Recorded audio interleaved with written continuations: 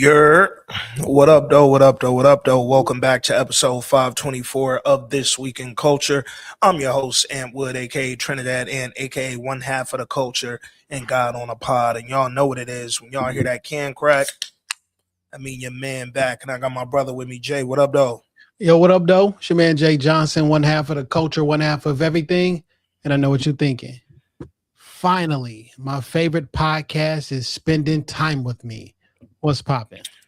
In This Week in Culture, we back for the last time with the Shy Season 8/series finale, currently streaming on Paramount Plus and Showtime. Before we get to it, thank you to anybody joining us right here on the YouTube Live. Thank you to anybody subscribed to our Patreon. Hit up patreon.com/This Week in Culture. Make sure you grab a tier over there. And if you've never been before, welcome to the culture, man. And if you are a fan, if you a listener, if you family, if you part of this Twic gang that we got going on, man, welcome back. Y'all already know why we here, man. The Shy series/season finale aired over the weekend. It's been a lot of buzz about it, a lot going on. I'm gonna ask you, Jay, how you felt about the season finale, and then we're gonna talk about the show and the episode and just kind of, I guess, the legacy of the show overall versus season 8. Oh, man. Yo, shout out to the Shy, hey,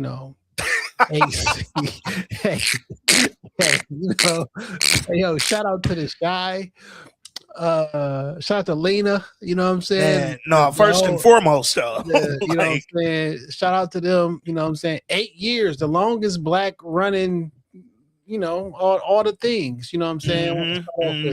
Hats off, straps off, you know what I'm saying? Come on now. You know what I'm saying? Specifically on a season finale, this feels like a season finale and not a series finale. I agree with that. It's almost written. It was almost written like, I'm gonna try me a Shy universe, because some of these storylines are not wrapped up. They not wrapped up. If this was like Christmas wrapping, they got the paper on it and they finger is on it without the tape. They just just hold it. It's not wrapped up. You feel me? But for a series finale, this didn't give what it was supposed to give, right? And I can't be nothing but honest on this podcast. I've been reading a lot of comments. I'm seeing a lot of shit. I've been told myself when I have commented online, motherfuckers is like, yo, well, what else did y'all want? Goodness? I'm gonna give you one word. I wanted some dialogue, my nigga. Half the damn episode was a music bed, my nigga. Like, they was playing Donny Hathaway and Vito and Stevie Wonder for a total of about 40 minutes out of an hour-long episode, bro. Niggas wasn't talking. They would lower the music so niggas could say shit like, you ready? That's all we get from Kevin is you ready? And then turn Stevie back up, my nigga. It was not enough dialogue from the characters I needed to hear from. Yeah, for sure. There were stories, to your point about this, feeling more like a season finale and not series. There were stories that y'all created last season 7, that did not get wrapped up by the end of season 8, bro. And when you're ending the series, I need understanding of where certain characters are going, what their fates are, why this happened, why that happened. What I don't need is 4 wasted minutes of an hour sitting in the living room with Hannibal telling his girl, I know that face. You must got a new nigga, huh? What? Dog, What? I was so thoroughly Fam, what up, though? so thoroughly disappointed in some of that shit. Fam. Name tag said a cha-cha side will bring world peace. They damn near tricked me into thinking the episode was good. Fam. And here's the thing, right? The highlight of the episode was definitely portions of the wedding, you know, and I say portions because it wasn't all necessarily the wedding scene. There were highlights when they were getting ready for the wedding, right? They were getting dressed. Emmett talking to Devontae, I thought was such a really dope moment as they were getting dressed. Emmett talking to Darnell, obviously, always a good time when you get those two on the screen together. You remember when we used to review Power, and as we started getting into seasons 4, 5, and 6, especially, we started to have to say the words suspend reality a lot. Used to have to suspend belief a lot when we was talking about Power. And I understood it to an extent because we were talking about a show where quite literally, if niggas was doing a job, Ghost would have been arrested season 1. You know, they use all the writing budget on music and lights, not on the lights. Not on lights. No, because even with a backyard fucking atrium in the back, it was still dark. Nigga, they had fucking lava. I was like, nigga, this the darkest wedding I ever been to. Literally and figuratively. Nigga, I went to the best TV in my house to watch it. I'm like, okay, because though I do have a 75-inch TV. Yeah. No, talk that TV shit right quick. That's not the best TV in my house. You feel me? Yeah, talk that TV shit right quick. I mean, that's the biggest, but it's not the best. You feel me? So I'm thinking like, yo, maybe I need to go to the bedroom to watch this because the darks is slapped this TV down on the table real quick. The darks is darking right now. Bro. So let me I need to go. I'm like, no, it wasn't the TV. It wasn't the TV. Bro. It's dark as fuck at this wedding. The wildest thing you can do in your life is watch one of these recent seasons of The Chi in the dark. Nigga, you won't be able to see shit. Yeah, you have to have lights on in your crib to even kind of see what's going on. But the wedding scenes and related scenes were definitely some of the best of the episode. I do think though, again, for the lack of dialogue that we got during the wedding scene. Now, when I say the wedding scene in this context, I'm talking strictly from when they got to the backyard to when they finally leave the backyard. It was 29 minutes. 29 full minutes in that backyard. For there to not be, other than Vic and Shad's speeches, and then Keisha and Emmett's nuptials, their vows, other than that, there was no real dialogue in those scenes. You had Papa telling old girl, oh yeah, I'm sober since this morning. Well, nigga, you just said it last week that you was finna stop. Matter of fact, that was 2 weeks ago at Jake's house party. You gotta stop smoking. With no phones. Okay, now he completely sober as of this morning. Because after he stopped smoking, he still went and did a pill, apparently. But now we chilling on all vices. Cool, respect. We got that. We ain't really get a lot of dialogue, again, outside of the vows and outside of the speech from Shad and Victor, which was kind of weird to me too. Because there were people at this wedding who are a little closer to Emmett and Keisha than Shad and Victor have been over this season, or over this series, rather. You know, I'm not even about to dive into the Kevin piece yet, because I might fuck around and go off the rails. But it ain't even have to be Kevin, because I get that, hey, you know, niggas got to be paid and niggas got to get they cool, all that, great, awesome. Maybe he ain't fucking get paid enough to really speak. Awesome. Nigga, holla at your little sister, she ain't talk. She ain't say a word. Yo, she lives in your house. A word. I ain't say a word. Like, fuck, nigga. Like, come on, dog. That's what bro. Hold up, wait a minute. Y'all Your thought I mama was was finally there. And I know y'all paid her to speak because she spoke to you right after fucking Piggy Greer said, I always wanted a daughter. Boom, your mama appeared. Like, hold Man, on. I forgot Piggy. Come on, man. You know Piggy Greer?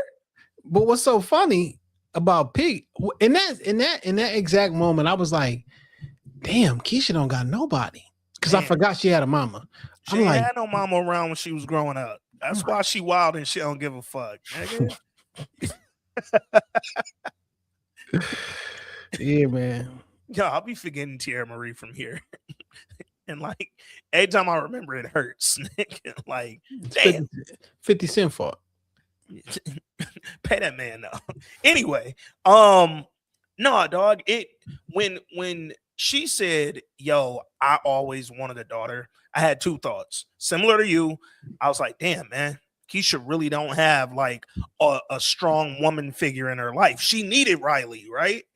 But then on the flip side, I was like, yo, Riley, slow down, fam. Like, slow down, Rouse, you killing them. Like, you doing a lot in this moment. Fam, it's been 6 months. Yeah. Always wanted a daughter is nuts. Nigga. It's been 6 months since the mama been gone. Tops. Come on. Come on, man. Yeah, it's a little close for. I get that y'all live in a crib, so maybe you feel a lot closer to her, but I always wanted a daughter is literally insane, my nigga. Meeting somebody and then 6 months ago, us sharing a special moment at a wedding is crazy. Man. Now, I got a lot of niggas who I won't even say a lot. People I done met over the years who we've become friends, you know what I'm saying? And that cool. But you can't, I might invite you to the wedding. You're not in the wedding party and you're not like backstage with me. Come on. It's not a thing in my life. And again, it was just trippy to me. Like none of your bridesmaids was in there because Tiff was your maid of honor. She wasn't up there with you. Fam, yo, how you felt about that real quick? Because I think they made too big of a fuss for that to be over as quickly and as simply as it was, dog. Man, I was just driving home from work talking about this episode, and it was a bit confusing for me. I mean, just in case I didn't state it before. Mm-hmm. I mean, I did enjoy the episode. Okay. Like it wasn't like a total, like I wasn't mad. That wasn't ruined for me. I was watching the whole thing. Right. So get off the high horse, whatever. Yeah. It wasn't like I didn't hate it or anything like that. Portions of it didn't make sense. And specifically the portion where you uninvited, which is not a word, but uninvited Tiff from the wedding, and you wanted to uninvite them from your life. I appreciate Emmett for subtly putting his foot down and was like, no, nigga, that's my son's mom. She can't not be there. Yeah. We in this shit for like, it is what it is. We gonna figure it out. But I invited her to the wedding and we can't have a wedding at her house, but she was still in the wedding. Well, here was my thing. And something that I thought was gonna be addressed, but it wasn't. They couldn't have a wedding at our house because the backyard was a crime scene, my nigga.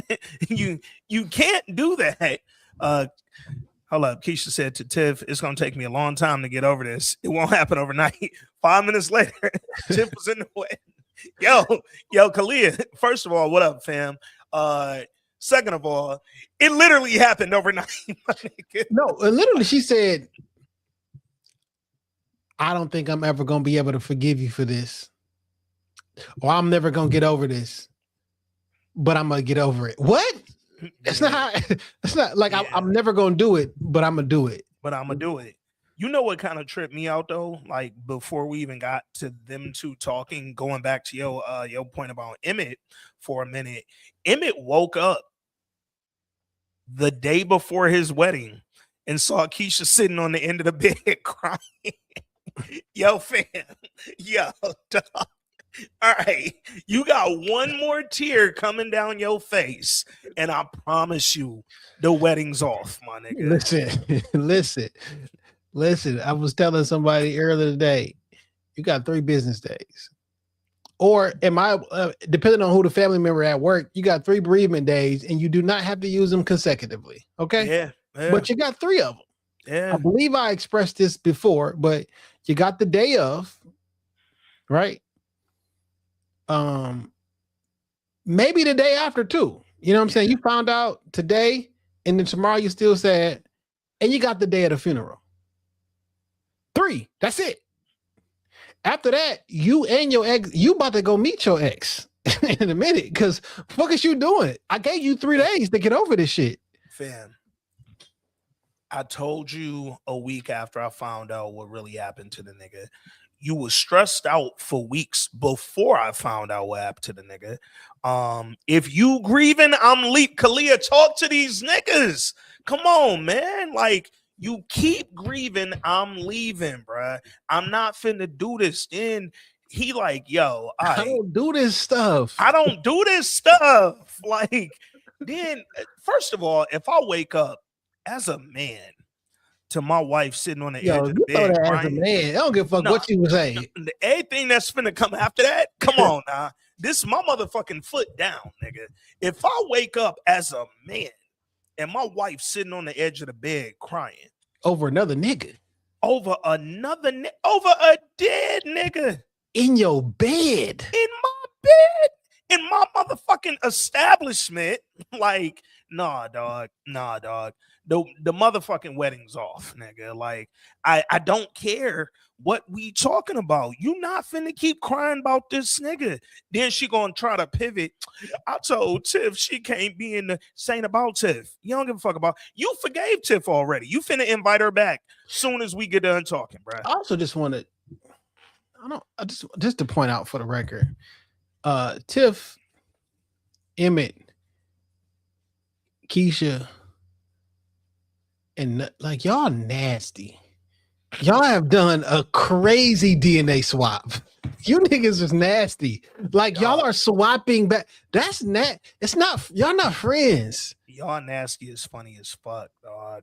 Like you a dad and you a mom. Come on. And you a mom and an uncle, or like and a sister. Like, what is going on? Fam, like, I understand. Mom T? I understand making nice with your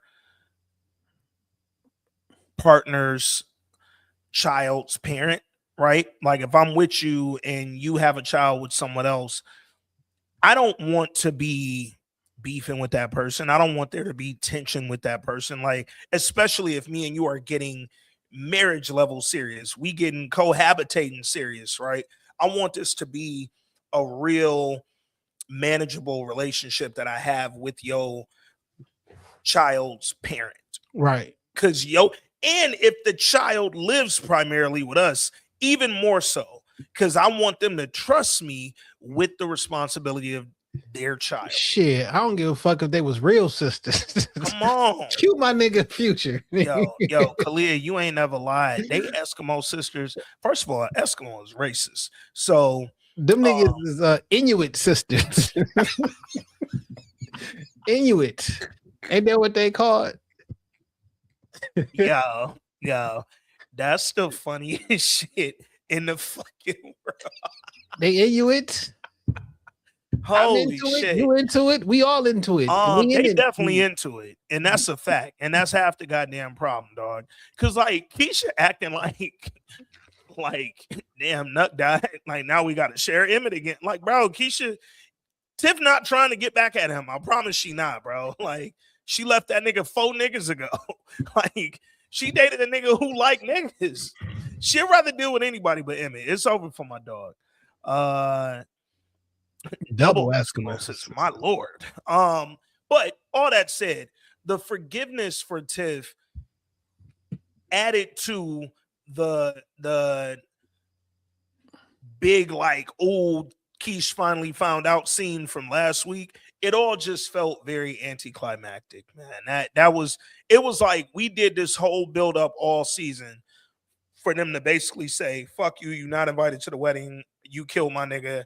And then say, you know what? I thought about it. It's cool. Come be in the wedding. Like, damn, nigga. Like Eminem. Okay, thought about it. Still want to stab her? But you know what though? I'm not mad that they had her in the wedding because ultimately I never thought it deserved as much drama as it was being given. I just thought that the way they carried it on, it would have gotten resolved a lot differently. Speaking of Tiff, because this didn't take up much of the episode, so I figured it's something we could approach now. How do you feel about Tiff getting away with it? Nothing. Tiff gets to go on and live life. Nothing happened. Got her mom and her son back in the crib. I don't like it. I don't like it at all. So I guess one of my biggest issues about this season is they introduced some characters that ultimately didn't do anything. There was no reason that Big Mike come back. He did absolutely nothing. There was no reason to introduce whatever old boy name was. What's his name? Smitty. There was no reason to introduce Smitty because he didn't do anything. They did a whole. We got Kylie. Maybe they were going to like try to kill Tiff. You know what I'm saying? Or like cause harm. They popped up at the crib. Nothing came out about that. Like I would have liked this. The biggest thing is Candy didn't come back at all. Well. Candy had a motherfucker assassinated with a sniper rifle. No. Yes, she did that. But let's go back before that. Because when I talked earlier about, hey, there were things from season 7 that didn't get resolved. You just walked me right into it. Y'all presented Alicia. Shout out to Lynn Whitfield, the great Lynn Whitfield. Y'all presented Alicia's character as low-key another version of Duda, right? You were this local philanthropist. You were involved in these really important and valuable collegiate scholarships that were being given out. So much so that it was a big deal for you to give your annual scholarship to Bakari because there was other students in Chicago who really earned this from you, right? You gave money to the city. You were like a big deal in Chicago, and you got killed in your own home. You got murdered in the crib. You got murdered in your house. And the two people they suspected of doing it had an alibi. And all investigation for your murder just stopped after they got out. Yet we spent 5 episodes with niggas trying to figure out who killed Nuck. Because he was a fucking CI that didn't give you any valuable information. He was just a CI. That was it. What? Nigga, you got killed in your crib on the Gold Coast. Like you was in the rich. Come on, man. Also, I just figured like the reason I feel like this is set up for like a Shy universe is because what was the information that Nuck used to give you? Because when he told Tiff, I used to give information to Yves Saint Laurent. What was her girl? What's her old girl name? Tucson. Tucson. Yep. Detective Tucson. I used to give information to Croissant and she would leave me alone or some shit like that. You know, dirty cop, whatever the case may be. Like what was that about? Like, what about the murder of the witness who gave back their statement? How does Reg go down for the murder? Did you have intent? How'd you dig that hole and put the body in there? Were your fingerprints on that body at all? At all? Because if you dug like Tiff, your fingerprints and DNA is probably all over there. Trig, your DNA, which is on record because you just got out of jail. Like we should find your DNA and evidence like all over that stuff. Like you just I don't know. Even if they don't find the DNA, right? Which to your point, there should be DNA on his jacket. When they uncovered him or unearthed him, rather, he wasn't wrapped up in the plastic and the duct tape anymore. So DNA should be everywhere on his jacket, residue, all kind of shit, right? But if nothing else, y'all still found that man and dug him up in Tiff's backyard. So she don't go away from being they was gonna bury him and then have the wedding on top of that nigga, bro. That was the original plan, dog. And this nigga, I don't remember. I mean, it probably was. I'm not saying there's nothing, but I just don't remember like the shot of I don't know what their backyard looked like. Yeah, that was when her and Keisha walked out back when it was snow on the ground, and she told her like, this would be great for the wedding. Yeah, and they was just right in the backyard, bro. And then they looked at the little blank spot where it was like grass, big ass 6-foot thing of dirt. And it was like, yo, the fact that y'all still dug that man up in her backyard, she does not go away from being a suspect just because Reggie said, I did it. How did you access her backyard, nigga? When did you access her backyard and dig a hole and bury this nigga? Like, nigga, that just don't go away. And here was my thing. I think these last 2 seasons of The Chi specifically, because they reintroduced Toussaint last year. She was gone seasons 3 through 6. She was gone. There was no police presence in season 3, nigga. When Keisha got kidnapped, Dre looked for Keisha more than anybody else in the fucking city, including the cops, right? Who was in the wedding? At the wedding, at least. Oh, yeah, we saw Dre sitting behind the brat, because why not sit behind the girl who stole your wife, apparently. But we don't see Detective Toussaint for 3 seasons. She returns in season 7, and it's a big deal, right? Because now we have reintroduced a police presence, and we've made the show kind of feel a little more real again, right? Because all these niggas are committing crimes every day, and somebody got to go down for their actions. Fam, Detective Toussaint came back to arrest 3 wrong niggas. Everybody she arrested could get out if they just fucking fought a little bit, dog. Shad and Trig got out. They found their way out. Reggie, all you got to do is say, okay, I was just bullshit, nigga. I just want to say my brother. And all they got to do is look into it, and they'll realize you wasn't even there. You wasn't nowhere near that, nigga, bro. It's just The Chi started to teeter between the lines of we want to be a real, like, crime drama, and then we want to be this fantastical show where black trauma is not a thing and everybody sort of gets away. And I was seeing a lot of comments online, people saying like, oh, if you ain't like the finale, you must have thought everybody was gonna die. You must have thought the wedding was gonna get shot up. Y'all love black trauma. Fam, Reggie's still in prison for some shit he ain't do. This is black trauma. Just because Tiff got away with it don't mean that the wrong nigga who's sitting in there is all of a sudden free because he read a Bakari book and now he feel better about life. Nigga, I'm still doing time for murder.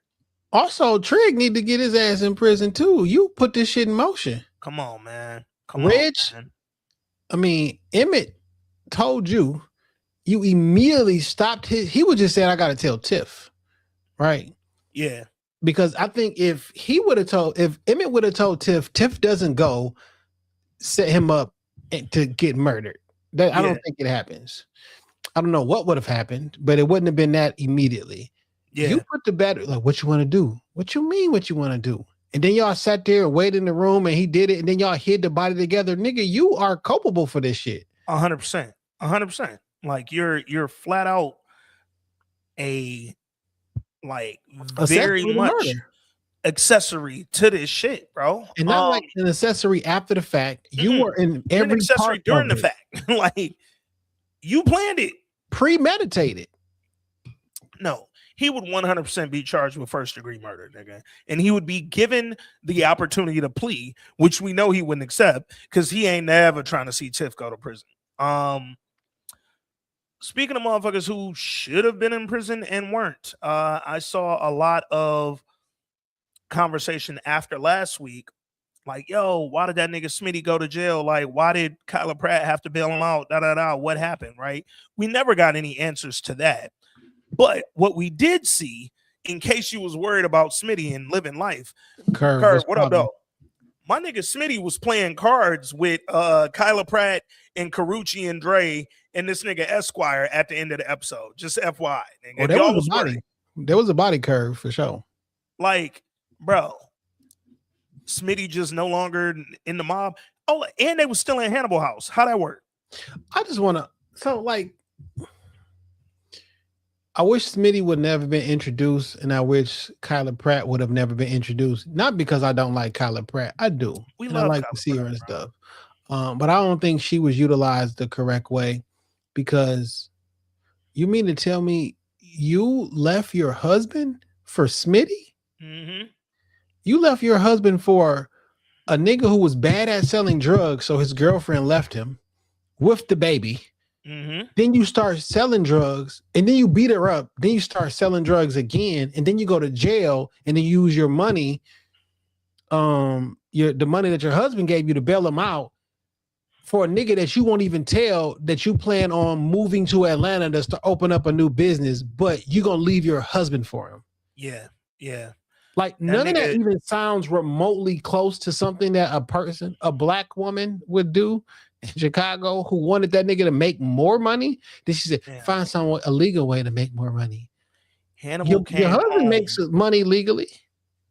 Hannibal came home smoking a little joint, sparked up in the. First of all, how my nigga Hannibal come home already dressed for the wedding? That was the first shit funny to me. That nigga walked in and fucking. Oh. True that. Was good.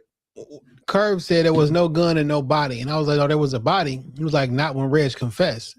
He had to tell him where the body was at. Yeah. That was the only way she had somebody. How was you arresting people for murder and y'all had no body, no blood on the scene, no nothing? Fam. They was going off Bakari word. He was going to have to be a witness. He was going to have to testify. Bakari, all he said was, they was like, where is Nuck? He was like, ask his girl. And then he didn't say his girl killed her. That's when, because she ain't have zero evidence. After, you remember they searched the house and all that. And then when she was trying to get Bakari, that nigga was like, I got a voice note. And then she went over to Tiff crib like, you under arrest. The voice note ain't had nothing to do with Tiff. All the voice note said was Nuck kill Rob. But like, that doesn't mean that Rob is dead. I mean, that doesn't mean that Nuck is dead. That means Rob is dead. Now we should be looking for Nuck we should be looking for him as a suspect, not as a victim. Yeah. There was no real, that was the wild part about Trig running out there. They searched this entire crib. They never searched underground in the backyard because they ain't had no reason to. But Trig, while you hopping your happy ass out there saying, I did it, fam, nobody was going down for this murder. They ain't had no body, no weapon, no nothing. They just have a missing nigga who they just found out killed another nigga. Tiff never even got processed. She never got into the back of the car. Nigga, Tiff never got off the porch. That nigga Trig ran to save the shit out her ass. Yeah, no, that's crazy. No, the shit is really like a different level of suspending your belief. And it's, you know, y'all ask a lot when y'all ask us to suspend belief, but sometimes it's like, holy shit, nigga, like, what are you even asking me to consider right now? Because this is not real. Yo, something else that's not real. Real quick, I'm a lead a Hannibal and Kyla Pratt thing, but I just gotta throw it out there. You don't get put in witness protection and your wife don't go, and she just stays safely at the crib. That ain't how witness protection work. And then he said he got out of witness protection like he just did a bid. Oh yeah, they let me out for good behavior. Yeah, like nigga, the whole point of witness to protection is to protect you and your family. You don't go and your wife just still at the crib that they was trying to protect you from possibly getting hit up, bro. Because then your wife's in danger. That ain't how that work, bro. Y'all not like, stop playing with me, the Chicago. But okay. Hannibal came back. He said, oh, you must find another nigga. Yeah, I ain't want to wait on you forever. Well, you didn't. I'm out. We had an arrangement. When I'm gone, you could do what you want. But when I come back, I'm back. You fell in love with a nigga that was broke, that you kept telling didn't make enough money to take care of you, and who you keep hearing beat up chicks. That's your nigga? That's the nigga you want? Fast with his hands. Yo, they said that shit 40 times, and Smitty never hit nobody. Fuck women. He never hit nobody, nigga. Like, god damn, dog. Okay. Let's get to it for a minute, because I do want to touch on this. Nina, Keisha and Kevin's mom, she pops into the dressing room or the, little bedroom or whatever where Keisha getting dressed after the fucking 10-minute montage of Keisha getting dressed. And after Piggy Greer says, hey, I wanted a daughter. Then Nina walks in, looking great, by the way. It was good to see her. Really good to see her on the screen. And she like, yo, I wouldn't miss this day for the world. Keisha was shocked her mama was there. Off top, that's bad parenting. When you shocked your mama is at the thing and the thing is your wedding, that's bad parenting, dog. But she said, yo, I wouldn't have missed this day for the world.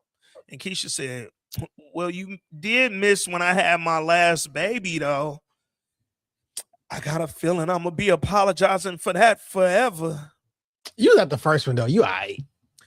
Keisha is so forgiving to everyone but Emmett. Emmett is the only nigga who can't get quickly forgiven.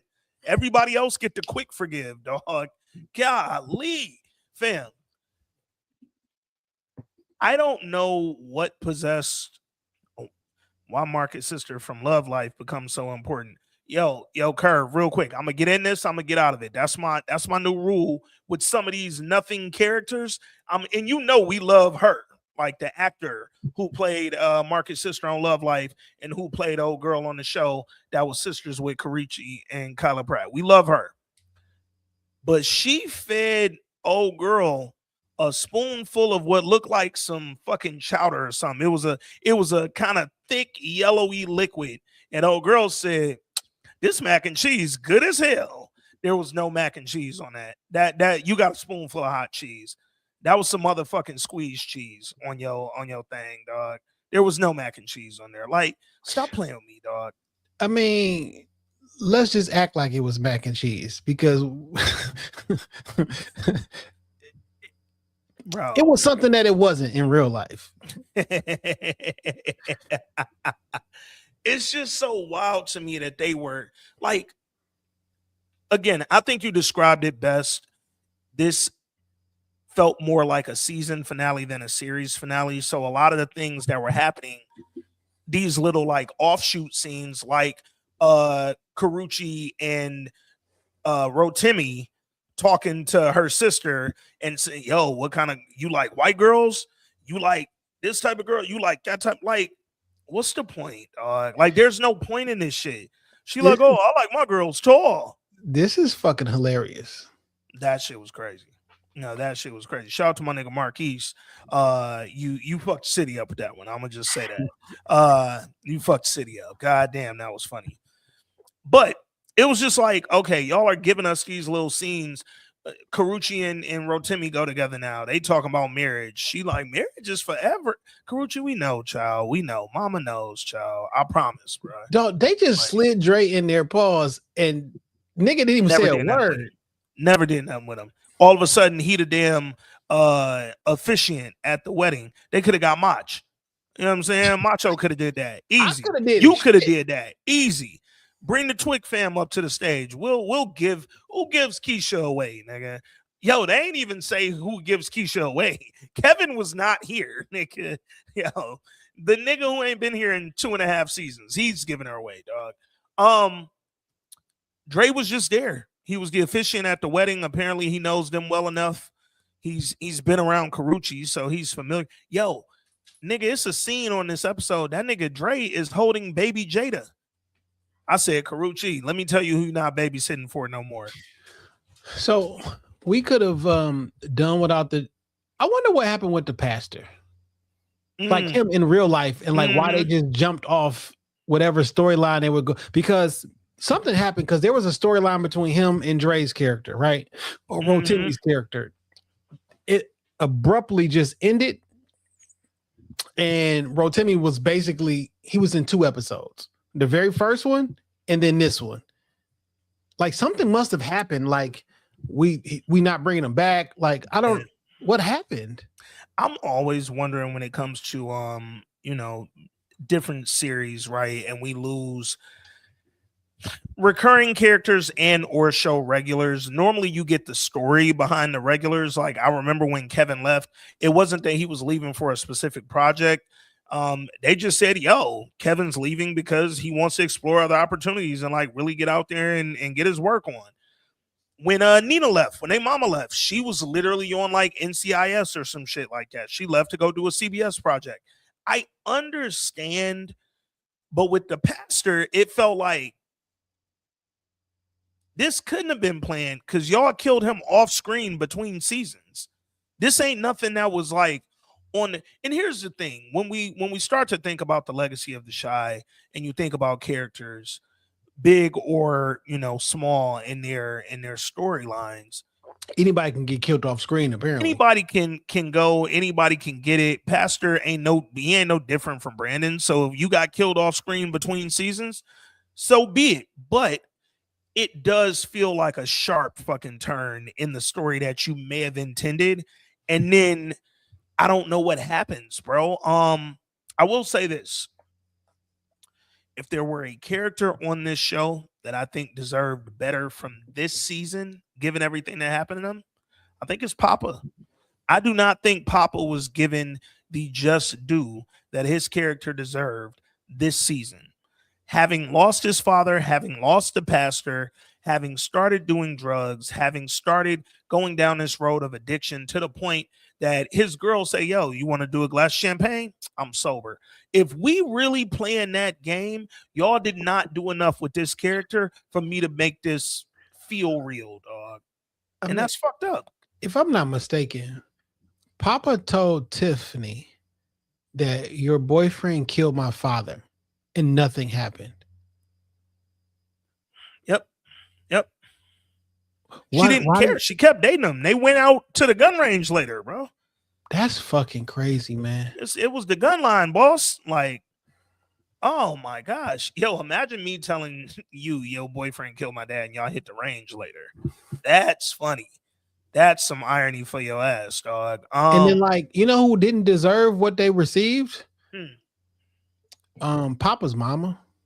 Your dad got murdered, her husband died, and then you dipped on the family, blamed, you just was mad at her, went to a new church, joined a new church, not your dad's church, and all this to end up back podcasting from your bedroom. Yeah. Yo, when they threw that little fucking Papa's pulpit reference back in there, boy, I said, come on, man. Come on, dog. Like, they did so I'll say what this series finale tried to do and why it didn't feel successful to me. Did I hate the episode? No. Did I love it? No. It was kind of in the middle for me.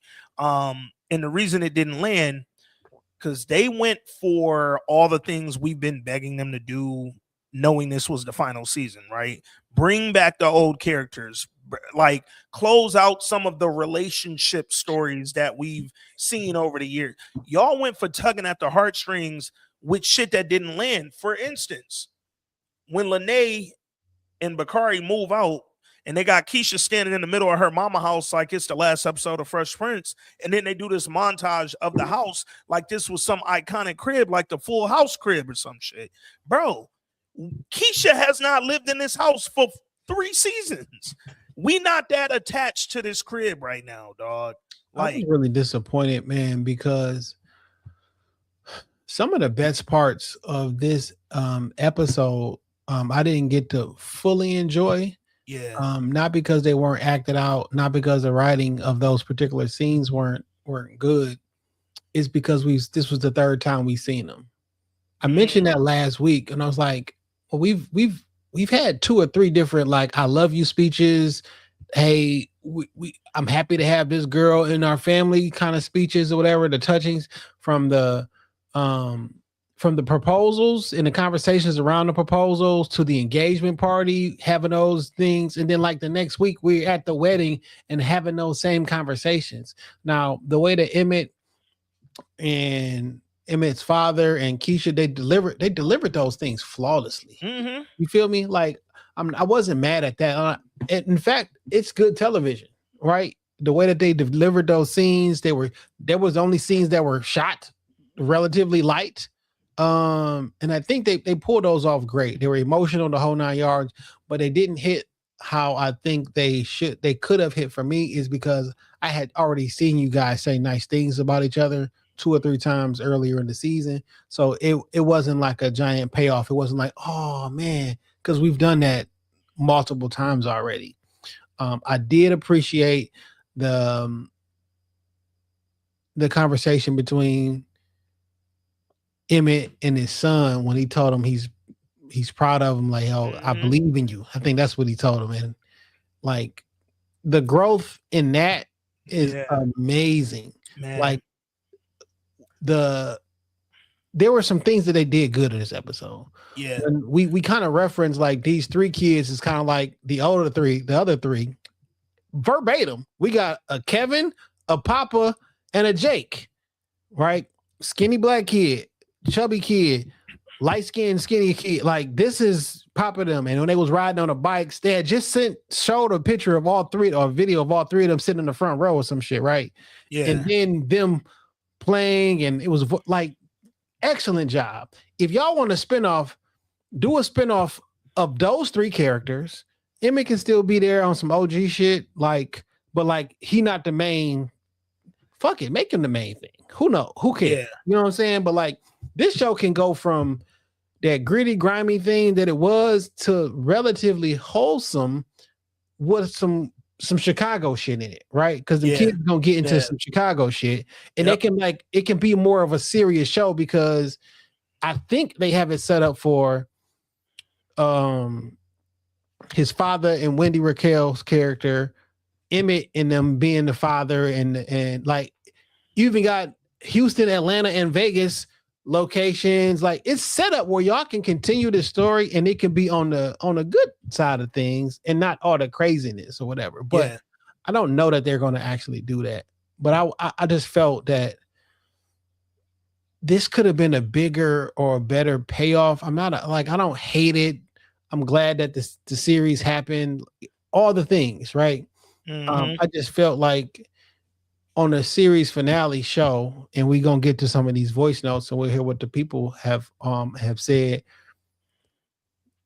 Usually our series finales feel different than this. Yeah, yeah. I think from a series finale standpoint, it's not that there are, we don't always get all the answers in the series finale, right? Like we knew going into the series finale for Power that the story wasn't ending, right? So everything that we felt like we got left with, all the, because we ain't find out till that very end, that final episode, who killed Ghost for real. We had just gotten all the different fucking iterations and the different vantage points, and then we finally find out Tariq did it. And in the same episode, they ended it asking us to follow Tariq onto his own show where he's now about to enter college, something his dad was trying to get him to do for the whole fucking duration of his life up to that point. So it was like, nigga, clearly we ain't get all the answers by the end of that finale. We also didn't get a satisfactory ending per se because we lost the nigga that we grew to love over all them years. So it ain't that the series finale needs to be perfect. But it does need to act as a series finale. And I think the Shy did what kind of took the Shy down a bit over these past, seasons 4 through 8. Instead of focusing on the narratives that you created, the serious narratives that you created, right? The things that sort of drove these stories. Again, we talked about Alicia and there being no resolution. Rosalind, you not only killed Alicia directly, you hired someone to kill the witness who got out the suspects that went down for her. Like, this has to be addressed, dog. Think about it like this. I know for a fact when this show started, it didn't think that Keisha and Emmett's character. I don't believe they thought that Keisha and Emmett's character would anchor the show because it did switch to that, right? I would have loved, and this is Monday morning quarterback in hindsight 2020. If I wanted, I could do it myself type shit, but I feel like a portion of the information or the speech that Emmett was given to Keisha, like, Keisha, you've been through so much, and she has, right? Yeah. Like, what if this series, the season, was them going to couples counseling because they're about to get married? Yeah. And through them going to couples counseling, they can like revisit certain things and certain themes because this woman was kidnapped. Yeah. Right. Like that's a very traumatic thing. And they can weave that in there instead of introducing characters and plots that don't matter. Like she had to take someone's life. Yeah. Right. Yep. Maybe if we talk about that angle, and because she had to take someone's life, the taking of her child's father life may impact her differently. And like the conversation around that is more serious than just like then it was like, okay, I understand how this is. Like she thinks that life is sacred because I had to take a life. I can't believe how you took one. You know, that type of thing. And all the different things that she had a baby that she Yep. initially gave up Yep. and then didn't give, then took it back. Like I would love to see Man. the family who took the baby for a hot second be at the wedding. Cause look, I got him back. Y'all didn't think it was gonna work out. And like there's a whole bunch of things that we could have got. It's a different show. That's a different Shy. You know what I'm saying? I would have loved to see that. It's not what the creators had in mind. I can't, paint seagulls in their painting. You know what I'm saying? Paint birds in their painting. But Yeah. I would have enjoyed that a little bit more. I think that there are two audiences for the Shy, and I guess, to the extent that I understand how popular of a show this is, right? Because you started this pod excellently. Yo, credit to Lena. Shout out to Lena. Shout out to the staff. Shorty has a friend who's been on the writing staff from season one. Literally, she's been there all 8 seasons, and she posted on the socials. I'm Bob Ross and they shit. Hey man, it's a happy accident, bro. That's all it is. But she had posted on the show on the socials just how like reflective of a moment it was for that final episode to air, knowing that I've been here since we started writing the pilot, my nigga. Like this is crazy. So there's a legacy, and we'll talk about that after we go through some of these voice notes. But there's a legacy to the Shy that I never want anybody who maybe isn't a fan of how these past few seasons have gone. I still never want anybody to forget how much this show has done, how much this show has really connected with Black audiences in a way that so many shows haven't, and how long it's lasted through some really fucking trying times. Like a lot of shows ain't last past COVID, bro. Like, or maybe that was the duality with this season or this series midway through, where it's that like it does have two fan bases. It has the 40 and up crowd, and you got your 30 and below crowd, right? And who probably want different things from this show, because there were definitely great points that we talked about each week, and we know which points there were, but there also maybe is just something for everybody, in the show. So I mean, I've never written the show, so I can't even begin to say I know how easy or difficult that would be. It had to be difficult, right? Because you're pleasing everybody, you're pleasing bosses, you probably got to please and react to Nielsen numbers and subscribe, whatever the case may be. So hats off to them for real. That's where I was going with. There are two audiences for this show. In the latter half of it, right? Because I think we were all kind of on the same page in them early seasons. But in these past 4 seasons, especially, there's the audience, like me and you and most of our listeners who are like, yo, what happened? Like this show used to be so great and it was such an excellent show. Like this was excellent. I will never take away from them first 2 or 3 seasons. This was an excellent series. And then there's the other audience that says, no matter what, this show's successful, so I love it. This show is Black, so I love it. This show has put on, people like Wendy Raquel Robinson, Jason Weaver, Luke James, some of these beloved Black folks, Carucci, Kyla Pratt. We ain't seen Kyla Pratt. Come on, dog. And it's like, there are people who look at that and say, I don't care about the show. I love the fact that this shit was successful and a Black woman wrote it and made it, and she put on all these Black people. I get it. I do. I almost feel like, for me, sometimes that hindered it because it seems formulaic, right? Also, like there's portions of this season I'm like, oh, you're gonna put some music on there, run some flashback clips, and you drawing Yeah. up an emotional. You're trying to Yeah. draw up an emotional thing that is not. It didn't connect for me, Yeah. but I know that's typically what they do. So it felt like, we got to do this. We do this. We gonna. So it was portions where just didn't hit for me. Doesn't mean that I was not entertained by it because, Yeah. and I have watched every single episode of this show for 8 years. So clearly it was Yeah. enough for me to keep listening. And Keep look, watching. man, when you give me a great series from the very beginning, I'm drawn in and I'm gonna roll with it until the end. I never stopped watching the show. We stopped reviewing it for a little bit.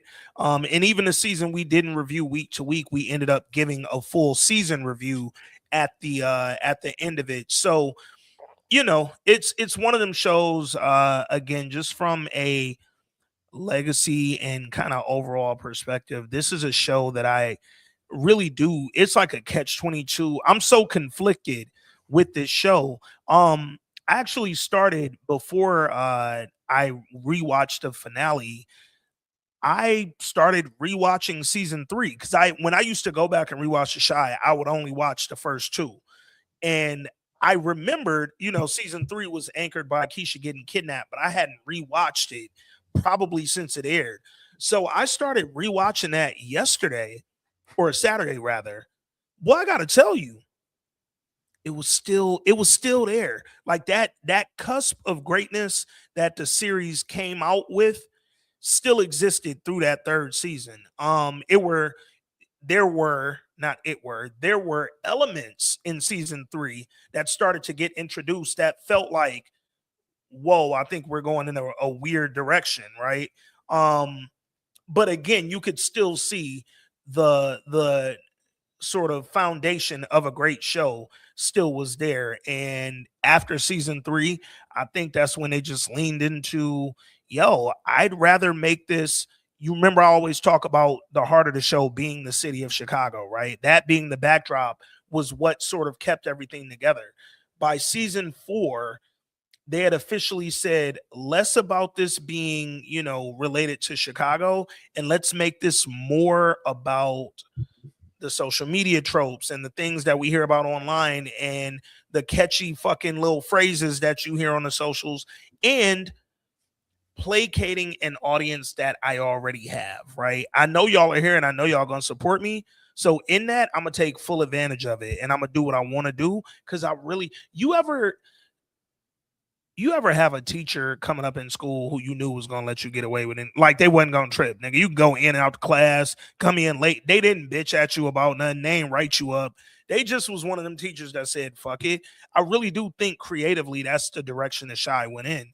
We can literally do anything because our audience is here. They love us. They built in and they not going nowhere. And love us or hate us by the end, they're still gonna watch. And we are crazy successful in an era where there aren't a lot of successful TV shows. There aren't a lot of series that make it past, especially 1 hour dramas, that make it past a third and fourth season. This shit got 8. So when we go to that level, yeah, dog, sorry, y'all can't tell us nothing. And I think that's where they got to. All right, let me jump in some of these voice notes, man. For sure. What's up, Ant? What's up, Jay? It's Dawn. I hope you guys are doing well. Family. I've actually been wanting to leave a voice note about The Shy on several different episodes, but just never got around to it. So I'm doing it early this morning. It's 6:15 in the morning, so forgive me if, I might be all over the place, but I'm going to try not to. I'm sure you guys have a lot of voice notes and stuff to get through. But overall, my main issue with the finale, it was good. It was a good finale, but I really wish that Keisha's wedding was the penultimate episode, especially as the amount of time that they spent on it, which of course is great. But I think for me, I'll only speak for myself, that I just feel like I kept waiting for them to get to the Bakari thing. Like, is he going to survive? Is he going to make it? Is he going to get hurt? What's going to happen? What's going to happen with Tiff? I just kept anticipating things the whole episode. And so they spent like 50 minutes at Keisha's wedding. I'm just like, this is crazy. Like, don't tell me they're not going to like tie up anything, So I don't think first watch, I told myself I was going to watch it again, but first watch, I wasn't able to really appreciate the wedding and her getting ready and stuff, because I'm just like, when are we going to find out what's like really happening? You know what I mean? But, I thought it was hilarious that her mom popped up. I mean, it was nice. We've been saying all season, like, her mom don't call, Kevin don't call. It's like they just completely disappear, but it was nice to have them pop up for the wedding. We were dying that Keisha's mom popped up like, man, I've missed you. I feel like I've missed so much.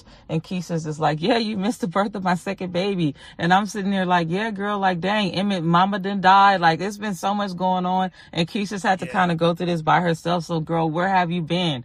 But it was nice to see her. Of course, like when Kevin walked her down the aisle, that was beautiful. Kevin pulling her veil back and just telling her how beautiful she was. I have brothers, so I can only imagine. That part kind of got me choked up a little bit. Like, man, like, I don't have my dad, so all I have is you as my brother. That was a really beautiful moment. Jason Weaver's speech was great.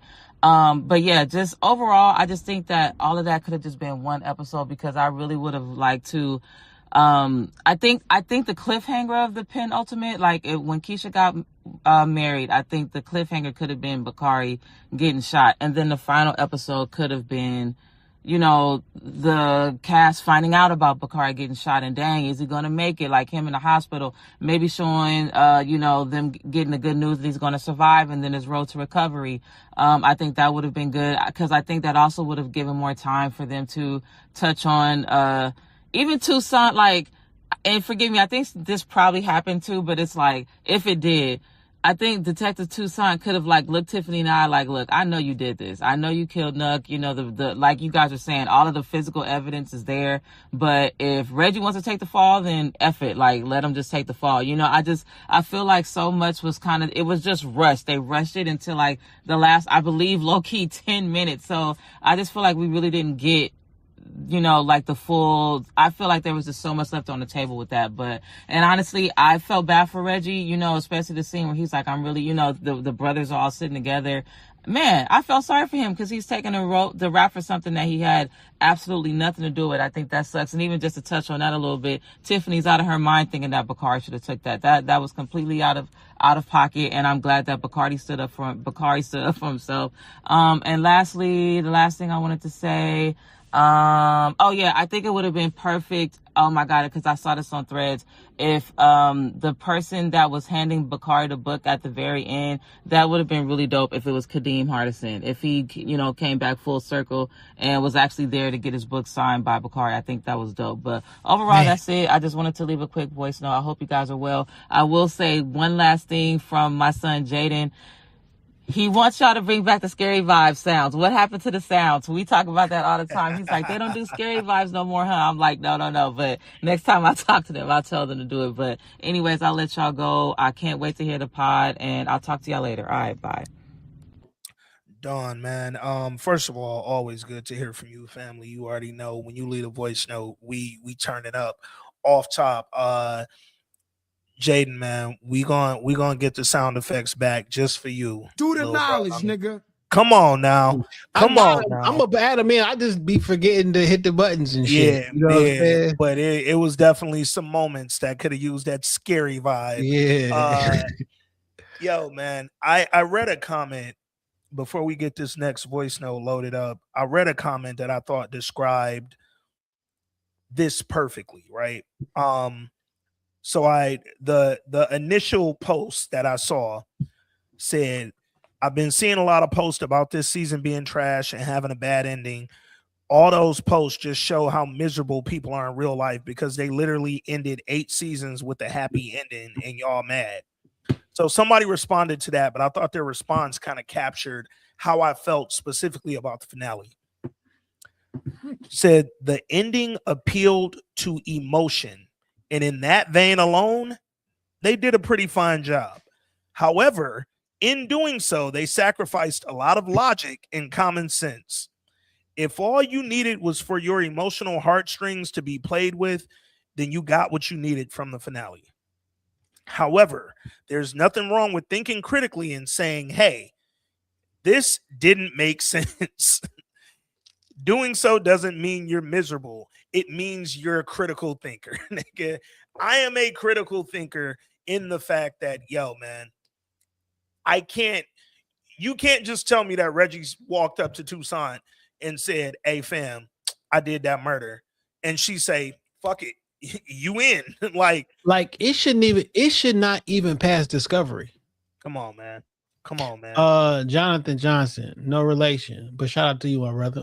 I feel like it's been three different versions of the show. Woo. It really has been. Yeah. It's not only been 3 different versions of this show. This finale and this season felt like it reverted back to my personal least favorite version of the show, which was that middle season 4 and 5 vibe, where it was just like they was just throwing stuff at us with no rhyme or reason, dog. But there was a lot of shit I did like about this season, like the kids, the growth there, for sure. in Emmett. You literally seen the growth in Emmett. The conversations with Darnell, conversations with his son, Jason Reaver character I thought was cool, weird at times, you know what I'm saying? But like he showed like he basically got his life together finally. Those things I really did enjoy. Shit, I even like Jake. Jake was the coolest nigga throughout the whole season. He ain't do no weird shit. He was like stayed to himself. Shit. That's what pissed me. Like Bakari character leaping over Jake and Papa to become a main or a lead was always crazy to me, because I'm like, whoa. We love Jake, nigga. Like, this was always the coolest of the 3, him, Kevin, and Papa. Jake was always like the one that was, there was a story there, right? When Duda took him in and adopted him and had him living there, going to the night school with Kevin, and Papa was left out in the public school. And it was like, it was shit there, bro. And they ain't do nothing. Was some shit there between him and Reg they could have explored. You know what I'm saying? But like, man, I don't really think they dove that deep into him and Trig relationship in these past few seasons, bro. Like, it was very much like, because Trig is he's the oldest brother. He quite possibly is the worst character on the show because all the different things, and not because like I just don't like him. They use this character to introduce so many different lives, from the killer to the politician to the community activist person to the Trig is quite literally the reason they got rid of the police in season 4. That happened due to Trig. Like, nigga, if it weren't for Trig, we don't meet Vic Mensa. And then like you help Duda and somebody else hide a body. You help this nigga's hide a body. Like you just, they use him as a vehicle to run for me to ruin a bunch of different plot lines. And like he was not in my opinion, a value add for my entertainment pleasure. All right, let me jump to another one of these notes, dog. Got it up. Hey y'all, hey Twig family.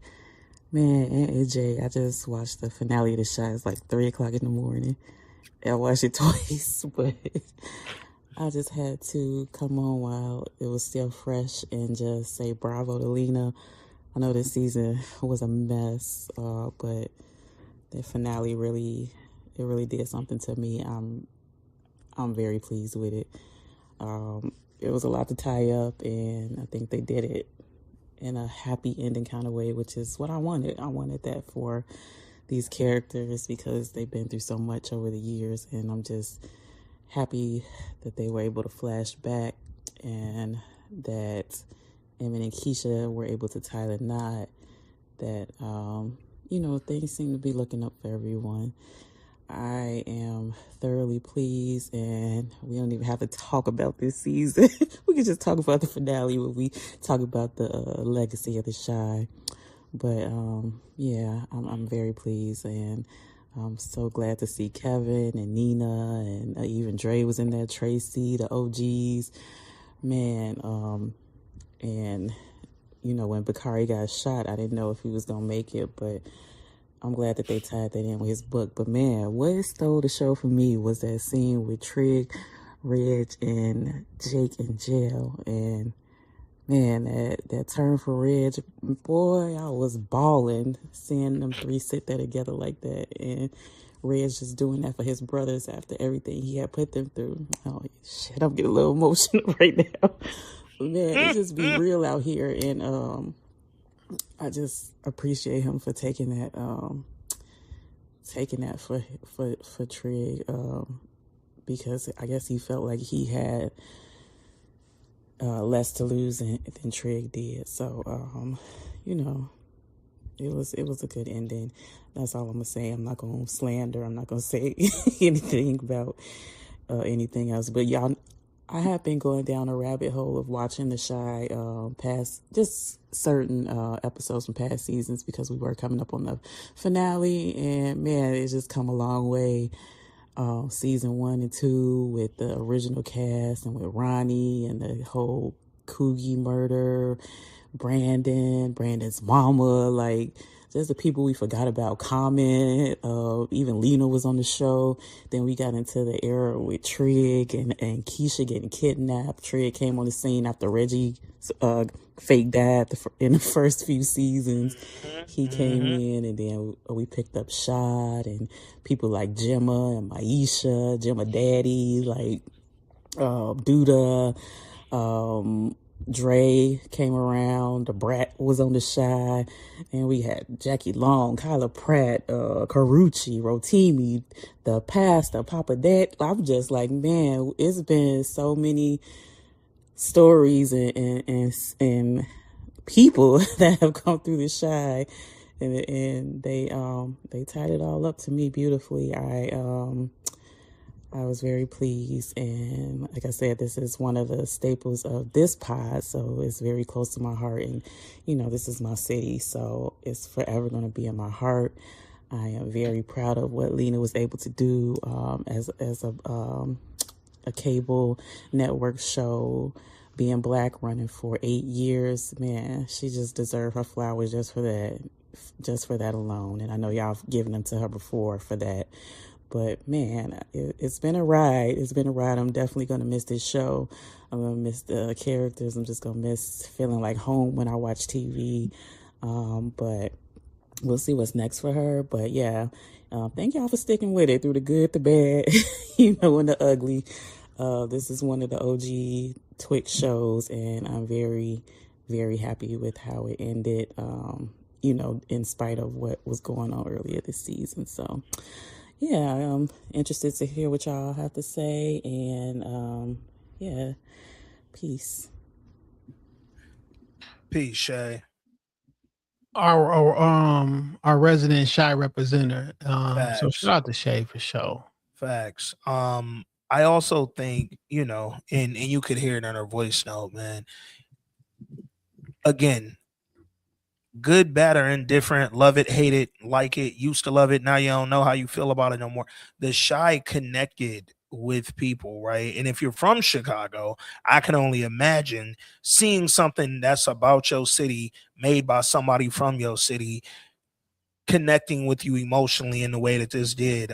Shay brought up a scene that me and you hadn't touched on yet, with Reggie, Trig, and Jake in jail. They went to go visit Reg, and it got a little emotional. It's a good scene. It was a good scene. It did what it was supposed to do with regard to jumping on the heartstrings. Mm-hmm. But I go back to that message that I read. If you was looking for the episode to jump on the heartstrings, I think it did a great job at that, right? And that scene was a prime example of it.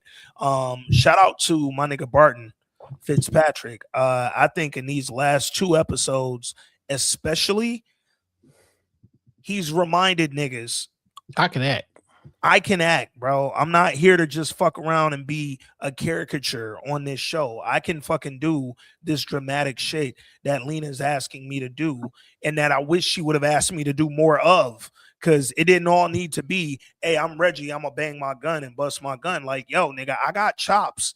And I think he showed that in these last 2 episodes. I got the chops to pull this off.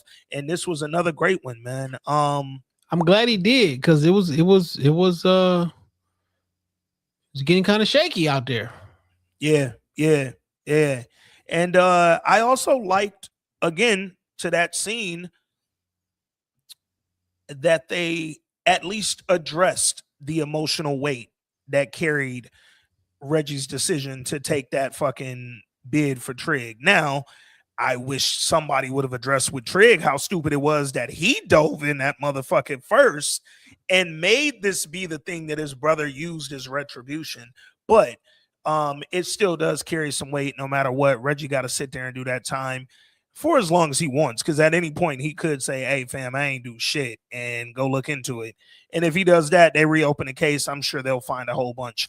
But nevertheless, a good scene about 3 characters who, honestly, I wish they didn't wait until the very fucking last 2 episodes to bring the 3 of them together, because I think that those 3 could have had a much different dynamic and a much different impact on this season if they had maybe gotten them together a little earlier. So. Yep. All right, let me go to this one. Yo, Aunt Jay, what up? It's your man's Harv, tapping in with you brothers for the Shy series finale. And what a pack of ass it was. I'm gonna just rapid fire, get this off my chest right quick. What the fuck was the point of Rashad saying, I gotta find out what happened to her for 8 episodes? Nigga finds out. We never see Rosalind again. We never see the lesbian homie again. Why the fuck did they have this big ass fucking 50 cal in this random window in Chicago? Like, why do we spend all that time with Rashad and his plot for it to go nowhere? Why the fuck did we not see any on-screen interactions or just phone calls with Bakari and Kadeem Hardison's character? I get in real life Kadeem Hardison was busy with Euphoria and then the Different World spinoff, totally understand that.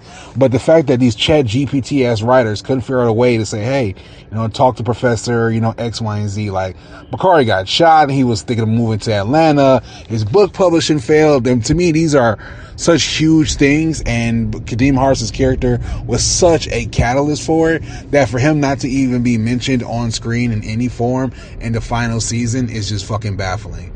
Again, it's the final season. The lack of urgency, the lack of finality in this season, I was convinced for weeks. I was telling my wife this. We gotta get a spinoff because these niggas they just doing whatever. Like, it's business as usual. They just got filler episodes and all kind of shit. And so to see it, not even all right, I just dropped something in the car. For this to actually be the final season and this is what we got is fucking asinine. What writer's room were yeah, this is good. We really wrapped up the storylines and gave characters great send-offs. I just don't understand it. How could you, as a production team, feel confident with the product that you put out? You guys didn't even fucking try. And lastly, because I don't want to be super long-winded, because you guys are the experts, people listen for you, not for fucking me to blow hot air. It's Kevin. Kevin was the titular character outside of Brandon, and once Brandon left, the shift really focused on him from a narration standpoint. So the fact that he had 1 or 2 lines in the series finale, and we didn't get that last shot of Papa, Jake, and Kevin together, not Papa, Jake, and Bakari, but Papa, Jake, and Kevin, I think was just a slap in the face to the fan base. So yeah, I'll wrap there. Hey, love you brothers, love the work, man. Hope you all doing well. Twig family, hope you all doing well. Peace and blessings. One. Peace, Harv. Yo, man, let's talk about the Kevin thing for a minute, because that was really a big deal on the internets. How'd you feel about him reappearing and hardly saying anything after 8 episodes or 10 episodes? I mean, I thought y'all could have utilized him more. I didn't think he was going to be in this episode. It was, to some of y'all, he was down to the wire. Yeah, 50 minutes in before we saw anything. So yeah. I wasn't sure. I'm I wonder why he was in the promo.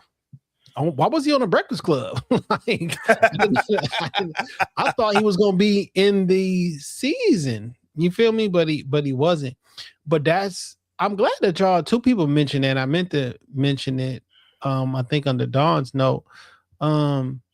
why wasn't Kadeem Hardison there? I forgot all about that. That'd have been something great. That'd have been a big payoff. You know what I'm saying? Yeah. And I get it. He can't do the whole show, but like, they didn't have to speak. You would have been off the set in 10 minutes. I referenced it a week or two ago when we was talking about the Shy and how, because this is not the first time that we've made mention of Keisha Mama not being around, Dre not being around, Kevin not being around, Kadeem Hardison not being here this season. Mad references to characters who've made a lot of headway into the Shy's plot overall and then just, disappeared and they never made mention of them. And I referenced how well I thought Euphoria handled the death of Angus Cloud and still figuring out a way to involve his character Fezco, even though he's quite literally not here to be on the series, to end it the way that they did.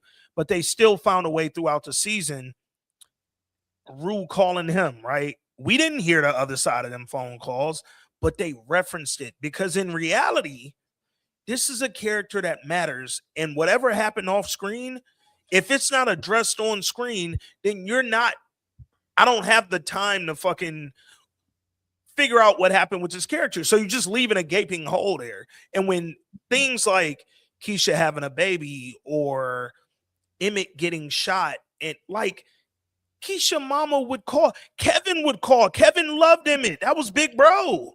Kevin, you just playing video games in LA, my nigga. Come on, man. In a content house. It ain't like you can come to the crib, nigga. Like you can take your PS5 with you. But it's just like it's one of them things where I feel like throughout the season, and to the point about Kadeem Hardison, my nigga Harv mentioned, he was working on Euphoria. He was working on the Different World series that's finna drop in September. I understand why he might not have been completely available, but to not reference him, to not make mention of him, side. Come on, something that says, this nigga wanted the book for Bakari more than Bakari. He pulled more strings to make that happen than anybody. You could have just showed him hugging the guy, and we would have been like, "Oh, that must be Professor." And the fact that his wife, who plays the judge that gave Detective Toussaint the warrant and signed off on her to go search Tiff's crib, she was on here. At any point, they could have found a way to say his family or his character was somehow happy about Bakari's success, man. Yeah. All right, let me jump back in. Hey, y'all, it's part 2. I wanted to follow up because one big thing I missed in my first note was the highlight. The highlight of this show for me was Emmett's maturation from a boy to a man. Facts. He was the one, they focused on after Brandon left or was killed off or whatever, and just seeing him go from a young, confused, wild teenager, 3 kids at 17, 3 baby mamas, just sleeping with whoever, to the man he was on this finale today. Man, it was something to see. I feel like he like my brother, something, because he came a long way. I remember his mama put him out. He homeless, getting beat up, trying to sell shoes. Then he ran into Brandon, got hooked up with the food truck with him, started trying to help his baby mamas out, but what can you do? And then when he finally got back in with his dad, I think when him and Darnell reconnected, that started a turning point for him of turning his life around. And of course, he still made mistakes or whatever, but he started taking initiative. Like I said, I've been watching the old episodes, and he wanted to make Tiff his wife, so he stepped up and did that. The reason, they got divorced is because he told her about messing with Lala. Remember, Lala was on here too, and Vic Benson. I forgot to mention that there's been so many people.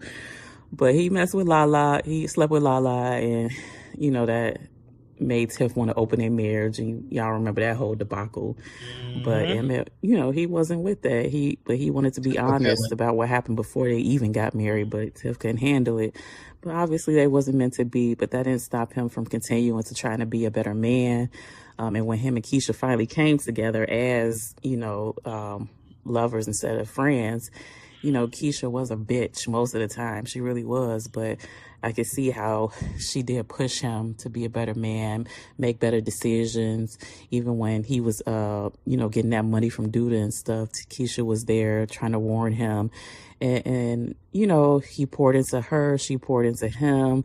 And they were just right for each other. So, just seeing where Emmett is today really made my heart smile, because out of all the back and forths all these characters had during this show, Emmett subtly stepped up each and every season. Even this season, taking his son in, giving him the game, telling him the mistakes that he made, and just wanting to be a better father, a better man. Man, it just really made my heart smile. So that was the highlight. If I had to name one highlight of the series, for me, it was Emmett. And shout out to Jacob Lattimore. He played this role phenomenally, and I hope he goes on to do more good things. So shout out to Emmett. And that goes to show that, Black men, they need their dads. They need a father figure.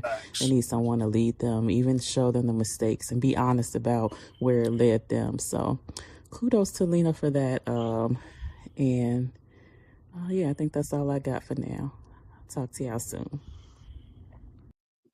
Man, speaking about like one of my favorite touching moments from the episode is that when his son came a hug and told him he loved him.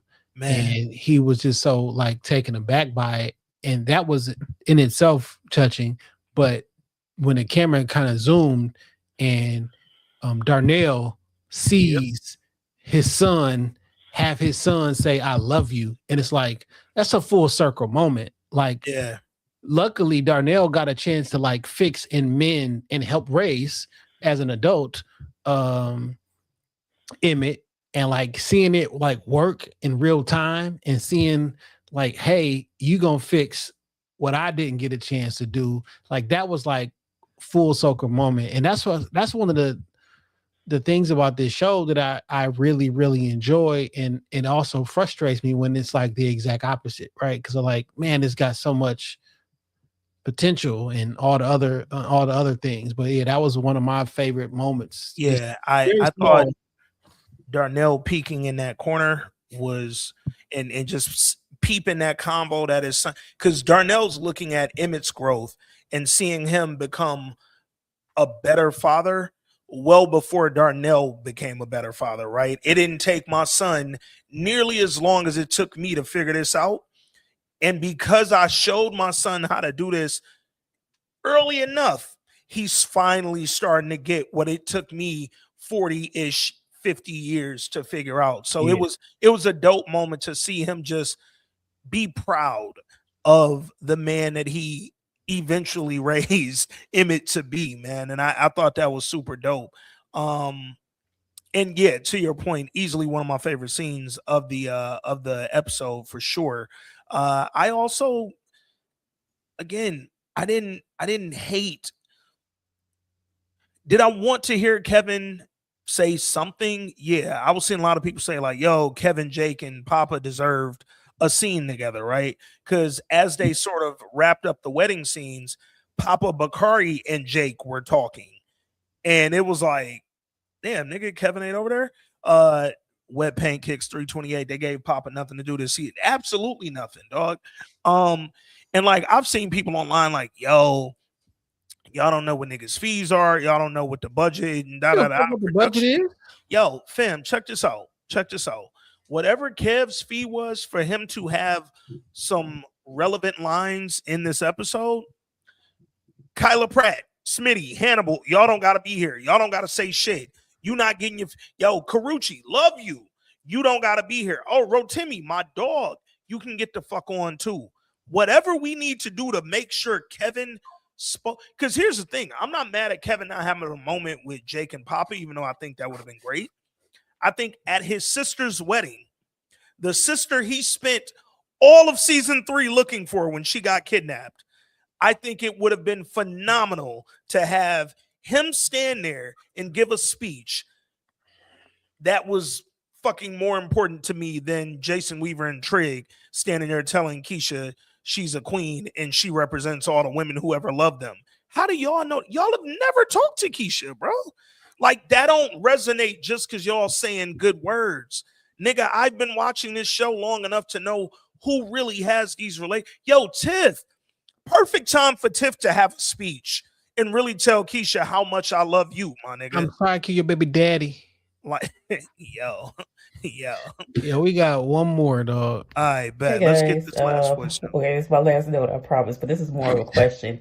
After reading some of the opinions about the Shy since the finale yesterday, I just have a question for you guys. I know a lot of times when the stories of some of our favorite shows don't live up to our expectations after a while, we, have the tendency to say, let's wrap this up. This should have ended years ago.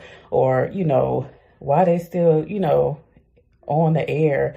And my question is, why do we do that? Because y'all do realize with the show's ending, because people don't like them, a whole cast and crew and writer, everybody losing their job. Like, this is their job. So if the network keep renewing the show for a reason and you don't like it, why don't you just stop watching instead of putting out in the atmosphere, oh, let's wrap this up. This should have ended. No, I'm never, and I may have done that too, but after reading these comments, I'm like, no, that shouldn't be the case. If we don't like a show, whatever, we can easily stop watching it and go to something that, does grab our attention, or that has a quote unquote better storyline, which is subjective for everyone.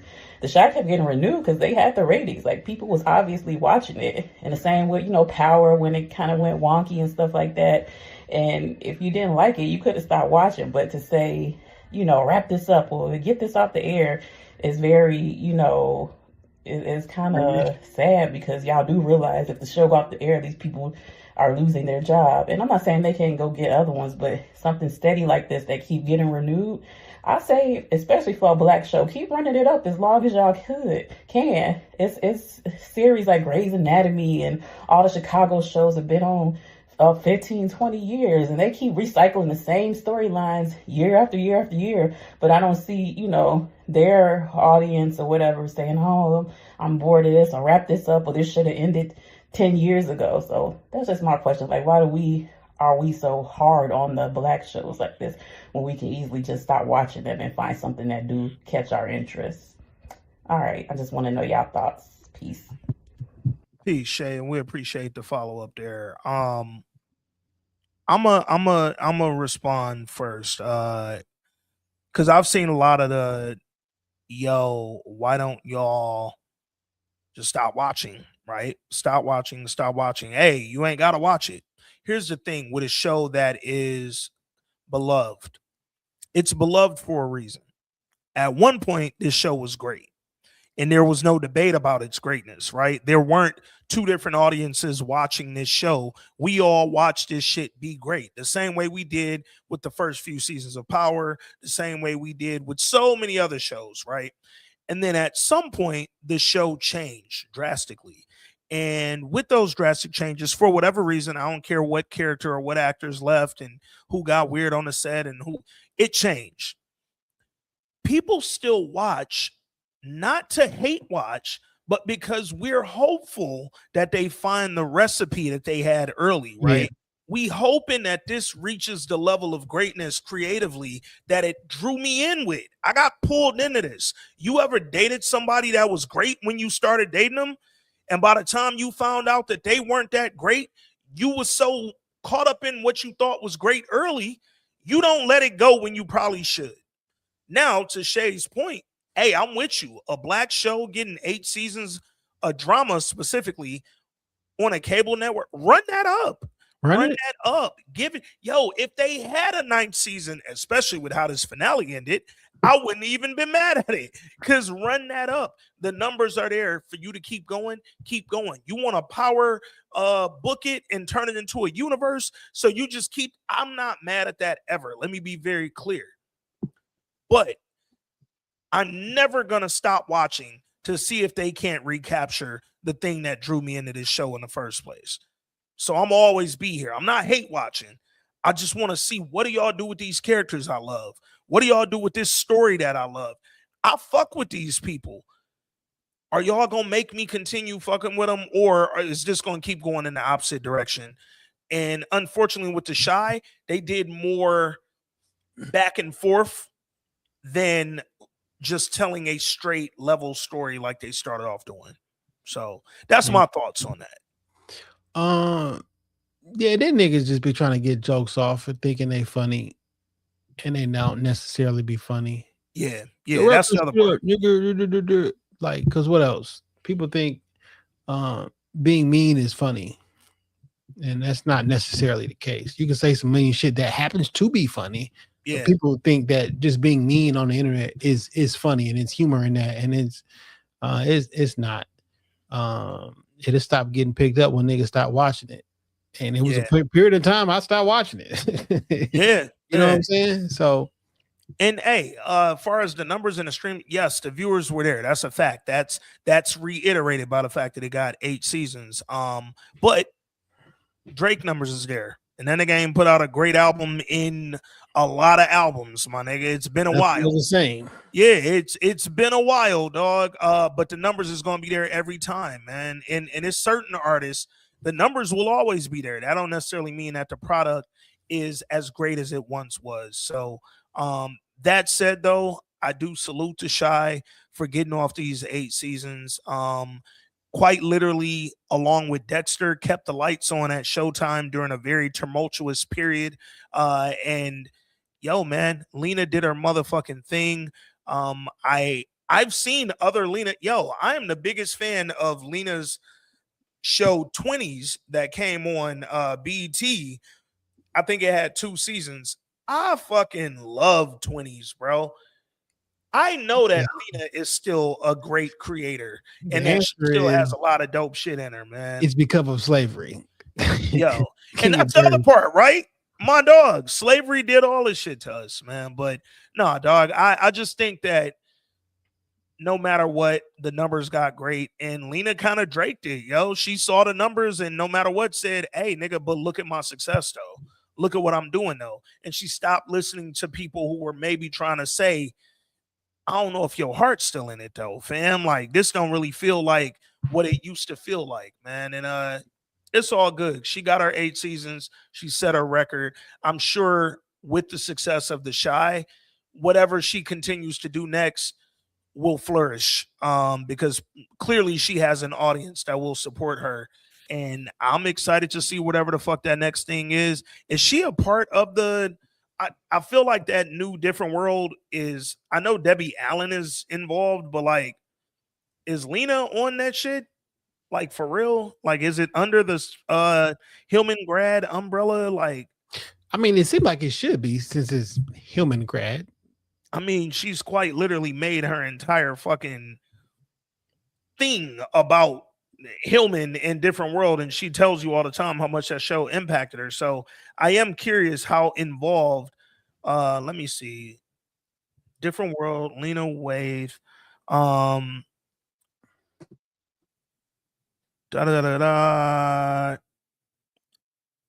yeah, I'm not seeing anything that's directly connecting her to the Netflix series, but if she is on there, awesome. If she's not, or not involved with it, then I'm gonna be shocked, honestly, because this seems like it would have. Oh yeah, Lena Waithe is not involved with the Different World sequel that's been ordered to Netflix. Okay. Yeah, well, we shall see. We'll see, man. But whatever's up next for Lena, I'm still gonna support. I'm gonna be there. I'm gonna check it out. And if it's something for the culture, we're gonna review it, man. In the meantime, if you would like to send us voice notes on anything we're reviewing, Raising Canaan, anything on the Patreon, Silo, Lioness, whatever the fuck, or if you just want to hit me and Jay up and say what up, though, hit us up at thisweekinculturepod@gmail.com. Also, click the link below and join the Patreon, man. Patreon.com/This Week in Culture. Make sure you grab a tier. Lioness will be back at the end of this week, August 2nd. We got Lioness. We also got Silo, which is fucking bugging out. We're gonna be back in here later in the week to record that. And if you ain't on none of the Patreons and you just kicking it with the main pod, that's all good, because we got Raising Canaan, which we about to get to. DR from Detroit returns this week. And in about a month, what's Deion Cole's show? Average Joe. Average Joe will also be back. So we still got a lot of dope stuff for the culture happening, even if it's not on the Patreon. So make sure you check us out no matter where you at. Hit us up, thisweekinculturepod@gmail.com. Find us at This Week in Culture across all the socials. Until then, man, 8 seasons of The Chi. Clap it up. We got the clap button, dog. We do have a round of applause. Let's get out of. No matter what, it's nothing to fucking hold your head down at. This shit is fucking brilliant. Clap it up for my nigga Jason Mitchell one time, and everybody else who was involved in The Chi being 8 seasons strong, man. Interested to see what's next for all these characters, all these creators. But until then, man, more life, more culture. I'm Ant. That's Jay. This Week in Culture, episode 524. We out.